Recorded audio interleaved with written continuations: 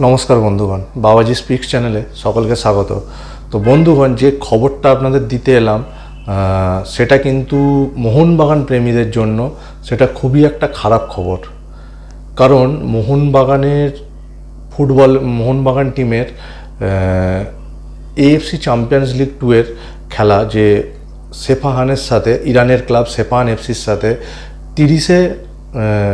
30 তারিখ, এই সেপ্টেম্বরের 30 তারিখ মোহনবাগান কিন্তু ইরানে যাবে সেফাহান এফসির সাথে খেলতে। তারা কিন্তু ইরানে যাবে অ্যাওয়ে ম্যাচ, এবং সেফাহান এফসি কিন্তু মোহনবাগানের গ্রুপের সবথেকে কঠিন টিম।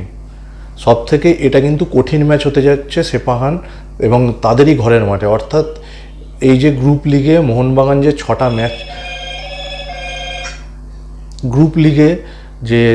ম্যাচ খেলবে, তার মধ্যে এই ম্যাচটা কিন্তু মোহনবাগানের সবথেকে কঠিন ম্যাচ। তো এই ম্যাচটাতে মোহনবাগান কিন্তু প্রচণ্ড, এমনি প্রথম ম্যাচে মোহনবাগান যে চ্যাম্পিয়ন্স লিগ 2 এর প্রথম ম্যাচে তারা কিন্তু আহাল এফকের সাথে ঘরের মাঠে তারা কিন্তু 1-0 গোলে হেরে গেছে। তো এরপর সেফাহানের সাথে ইরানে গিয়ে সবথেকে যে কঠিন ম্যাচটা গ্রুপের তারা খেলবে, সেইখানে দাঁড়িয়ে তারা কিন্তু প্রবল একটা সমস্যার মধ্যে পড়ে গেছে। সেই সমস্যাটা কি বন্ধুগণ?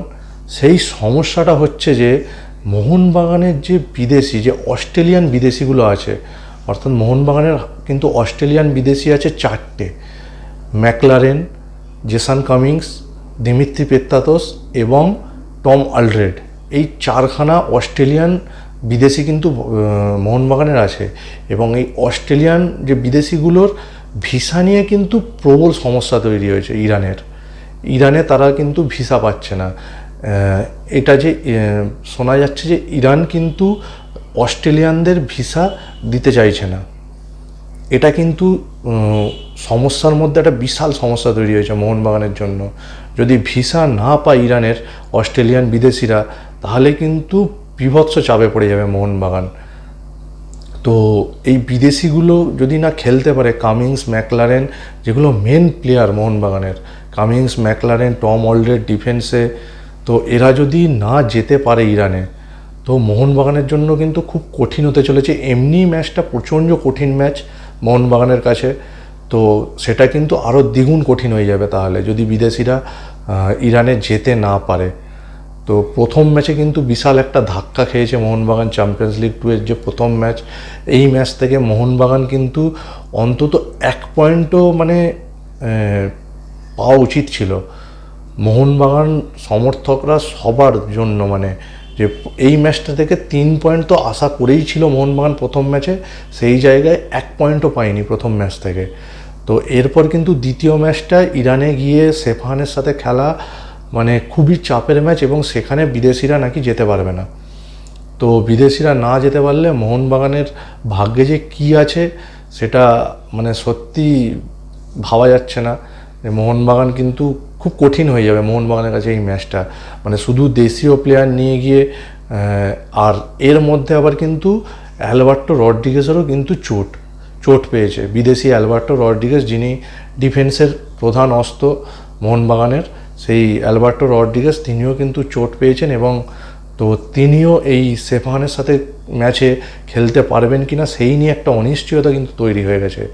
তো এরপরে 4টে বিদেশি যদি যেতে না পারে, একটা বিদেশি অ্যালবার্টো রড্রিগেজ চোট, তো সেই জায়গায় দাঁড়িয়ে মাত্র মোহনবাগানের হাতে থাকবে একটাই বিদেশি, ব্রাজিলিয়ান রবসন রবিনো। তো তাকেও কিন্তু, যে প্রথম ম্যাচ তিনি মোহনবাগানের হয়ে খেলেছেন আহালেফকের বিরুদ্ধে, 10 মিনিটের জন্য মাঠে ছিলেন, কিন্তু তাকে দেখে প্রচণ্ড আনফিট মনে হয়েছে রবসনকে। এখনও তিনি ফিট নয়। তো এই অবস্থায় দাঁড়িয়ে মোহনবাগান একটা বিদেশি মাত্র নিয়ে ইরানের গিয়ে সেফাহান এফসির সাথে খেলা, চারটিখানি কথা নয়, মোহনবাগানের জন্য কিন্তু বিশাল একটা কঠিন হতে চলেছে। তো আশা করব যে মোহনবাগান এই ভিসা সমস্যা কাটিয়ে উঠবে। মোহনবাগানের ম্যানেজমেন্ট অবশ্যই যে ভিসা সমস্যা মিটিয়ে অস্ট্রেলিয়ার যে বিদেশিগুলো আছে তাদেরকে মোহনবাগান টিমের সাথে পাঠাবে। এটাই চাইব যে এই দ্রুত সমস্যার সমাধান করুক, তো পাসপোর্টে ভিসার জন্য।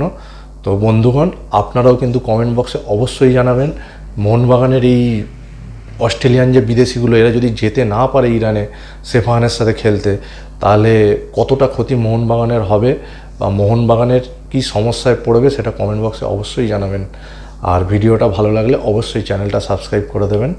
ধন্যবাদ বন্ধুগণ, ভালো থাকবেন সবাই।